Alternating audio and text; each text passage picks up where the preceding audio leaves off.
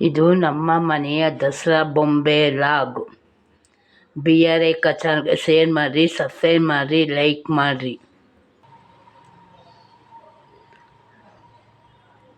ಒಂದು ರಾಗಿ ಬೀಸ್ತಾ ಇರೋದು, ಒಂದು ಭತ್ತ ಕುಟ್ಟುತ್ತಾ ಇರೋದು, ಇನ್ನೊಂದು ರಾಗಿ ಬೀಸೋ ಕಲ್ಲು, ಬಾವಿ ನೀರು ಸೇದ್ತಾ ಇರೋದು.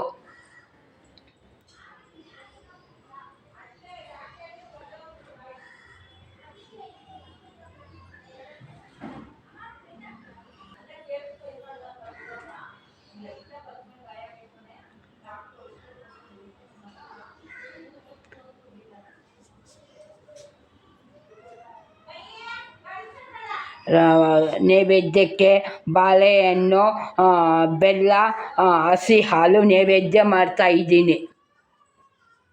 ಇದು ದಶಾವತಾರ. ಮನೆ ಹಿಂದೆ ದೇವಸ್ಥಾನ, ಮನೆ ಮುಂದೆ ಕಾರು, ಆಟೋ.